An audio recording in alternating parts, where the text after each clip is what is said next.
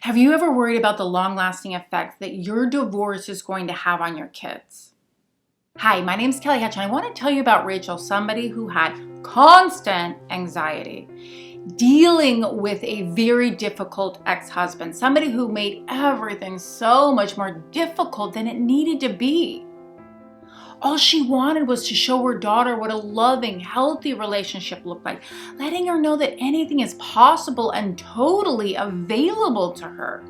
But every time her daughter came home from her father's house, she could see in her countenance that she was losing the battle. You see, the decisions that we make right now not only affect our kids, but it affects our entire legacy. It affects who our kids show up to be in their life, who they attract, who they marry, the relationship that they have with that partner, the way that they parent, which then affects our grandkids, that then affects their grandkids. Today, I want to give you some tools that you can start implementing right now that will get your kids to understand that your mistakes or your husband's mistakes are not their mistakes. To help them showing up more confidently, knowing that anything's available to them, and dramatically changing not only their life, but your grandchildren's life and your legacy for decades to come. And we're starting right now. For the best love, dating, and subconscious advice you'll find anywhere, hit the bell, subscribe so that you get notified when new videos post every week. There's 3 tools that I want to give you today. And the first tool is give your kids a parental perspective. What do I mean by this? We don't realize it, but our kids are looking through kid lenses. They see the world a totally different way than what maybe we think that they're seeing. Normally what tends to happen is they make it about them.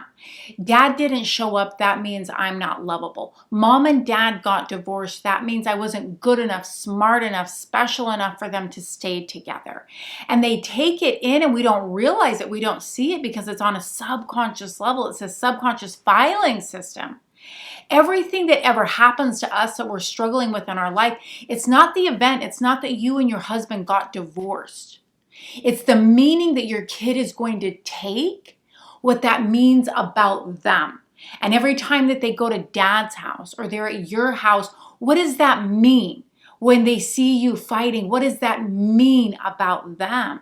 And how we change the meaning is we allow them to get a better view of what's actually going on. We give them a parental lens, and we do that through questioning. So instead of saying, this isn't your fault, mommy and daddy love you so much, you say, if you and your spouse were to get divorced, what would you say to your kid? To help them understand that it wasn't their fault.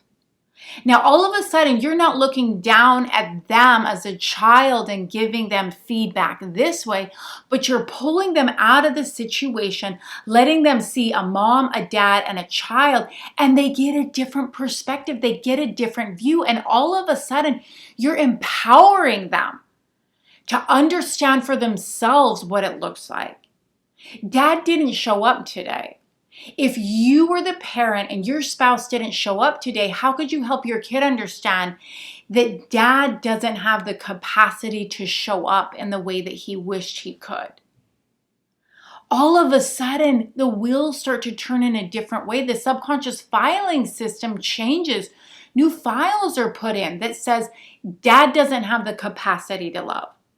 Mom and dad have made a lot of mistakes that are their problems. And it separates them.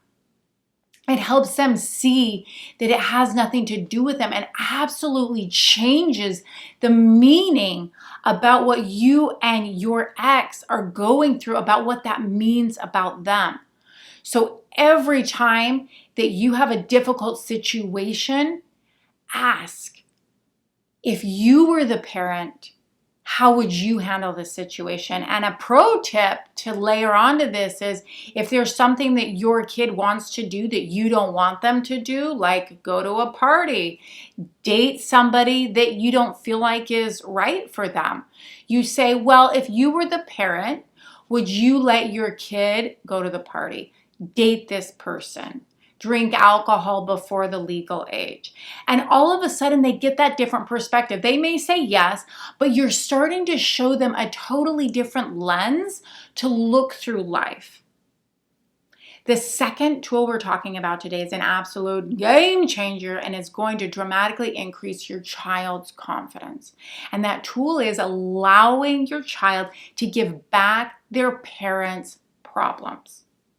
We don't realize it, but we each have this moving box of problems that we picked up from, mostly from our parents, filled with insecurities, doubts, anger, limiting beliefs, and we walk our whole life with this box. It keeps us from the things that we want. It keeps our relationships toxic, and we don't realize it's not even who we are, but it's this moving box that is out in front of us that we could easily give back. We could give it away, but we don't. We hold it on as these are ours. This is our story. This is our beliefs. This is why we don't have what we want. And we don't realize it, but then we pass it down to our kids. It's a generational thing. And this is where we stop it and change our legacy forever. So instead of giving this moving box onto your kids, take it back, open it up, and allow your children to see what's inside. So for Rachel, one thing that we did is we had her moving box be by the front door. And every time that her daughter would come home, we would have her put the limiting beliefs, the insecurities, the fears that her father had given to her while she was there. When you have a court custody situation where your kid has to go to dad's house, all we can do is control the controllables. All we can do is give them the tools to navigate the situation the best they can. So have this moving box by your front door. Your kid comes home and you say, what fears, insecurities, limiting beliefs do you need to put in this box? And we need to be very open and vulnerable because we also are giving them limiting beliefs, fears, insecurities, and have them put them into the moving box.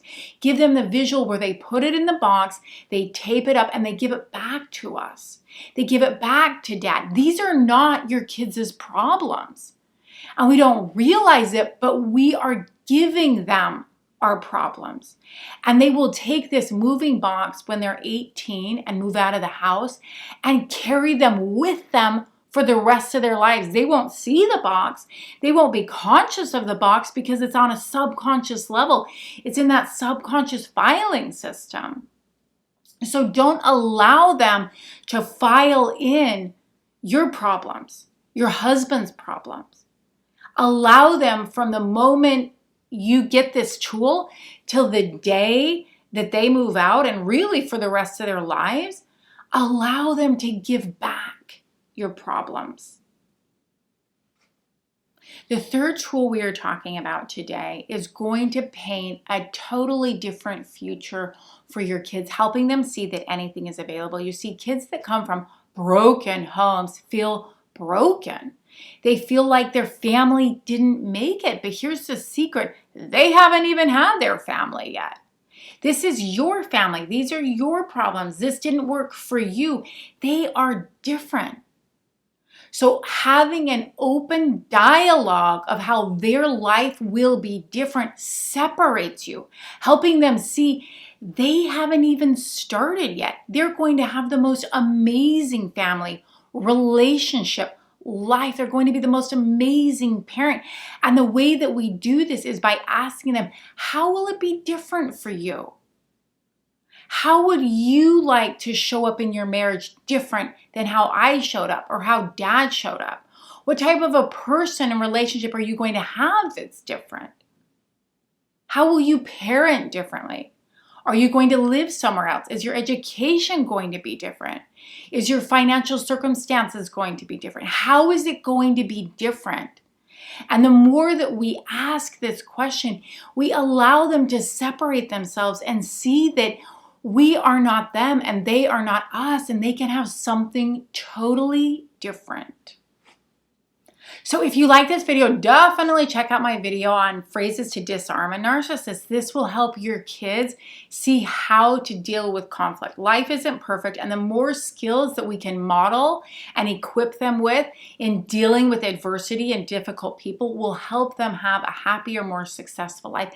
And if you have any questions or you're really struggling in an area with your parenting, with co-parenting, leave them in the comments below. And forever and always remember that you were meant to love and be loved. And you don't have to co-parent all by yourself. Let's do it together. Book a discovery call with me at www.kelliehatch.com. Bye for now.